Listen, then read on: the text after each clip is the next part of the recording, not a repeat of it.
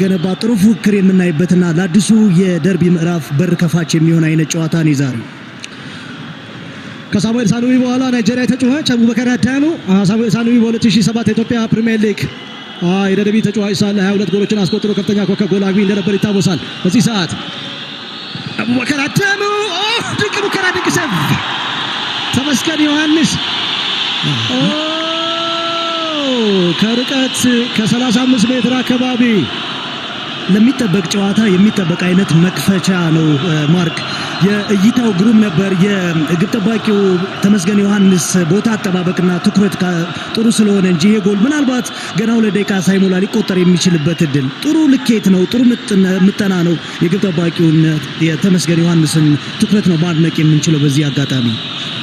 ጎል እንዲሆን ወይም ደግሞ ይበልጥ በቢልድ አፕ ወቅት ሌላ የሚሳተፈውን ሚኪያስ በዳሱ እንዲቆጣጠር ይፈልጉ ይመስላል። ግን በቀላሉ ኢትዮጵያ ቡናዎች ፔኔትሬት የሚያደርጉት ሻባን መሐመድ ኡጋንዳ የተጫዋች የመጀመሪያው ጨዋታውን በቋሚነት ጀምሯል። ባለፈው በቅዱስ ጊዮርጊስ ጨዋታ ተቀይሮ መግባቱ ይታወሳል። ኡጋንዳ የተጫዋች በአገር ኳስ ተጫዋችነት ዘመኑ እጅግ በጣም ከፍ ያለ ልምድ እንዳለው ይታወቃል። በዚህ ሰዓት በረከት ብርሃኑ በፍጹም ቅጣት ምት ክልል ውስጥ ምናልባት የመጀመሪያ ጎል ኢትዮጵያ ቡና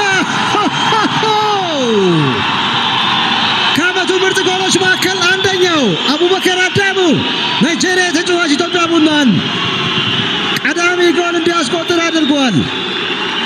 ለሸገር ደርቢው ሽንፈት አጸፋዊ ምላሽ ለደጋፊዎች ደስታን የሚፈጥር ነው። በዚህ ሂደት ኢትዮጵያ ቡና የመጀመሪያ ድል ዘመን ጎሉን ከናይጄሪያ ተጫዋች አቡበከር አዳሙ አግኝተዋል።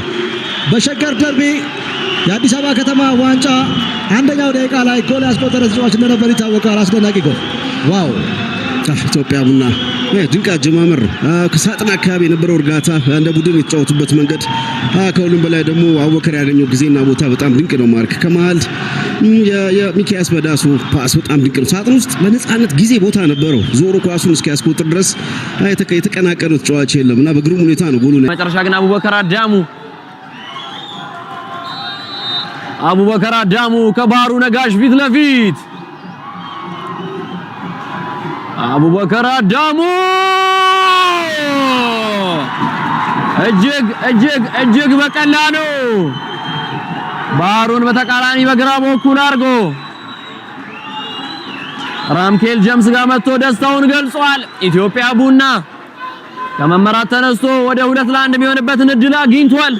አቡበከር አዳሙ ከኦሱ ድሪዩስ አቡበከር በፓኔንካ እንዴት ያለ አስደናቂ ፍጹም ቅጣት ምት ጎል ነው!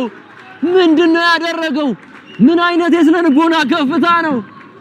ሜዳ ሊያስቸግር ይችል ይሆናል፣ በረኛው ላይወረወር ይችላል። እነዚህ ሁሉ ግን ባህር ዳር ኢንተርናሽናል ስታዲየም 3-0 ከመምራት ተነስቶ ኢትዮጵያ ቡና 4-3 ባሸነፈበት ጨዋታ አቡበከር ጎል! ኢትዮጵያ ቡና በመጨረሻም የጨዋታው 30ኛው ደቂቃ ላይ መጋረጃውን ገለጠው። አቡበከር አዳሙ አራተኛ የሊግ ጎል፣ የቡድኑ ከፍተኛ ጎል አግቢ ነው።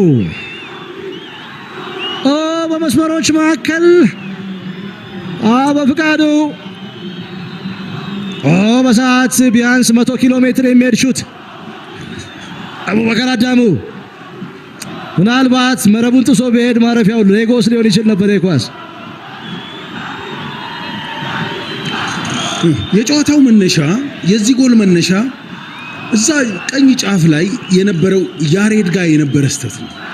ያሬድ ኳሱን ከተቀበለ በኋላ ወደ ተጋጣሚ ጎል መሄድ ሲችል ፊቱን አዞረ። ስለዚህ ፓሲንግ ላይ ናጣ። ከዛ ሃራስመንቱ ሲገባ ፋውል ተሰራበት። ያንን ፋውል ወዲያውኑ ነው ሰደሌ የመታው። ሰደሌ ሲመታው ስኩዌር ፓስ ነው። ስኩዌር ፓስ ፎር ዳንጀረስ ነው። ብዙ ጊዜ ቨርቲካል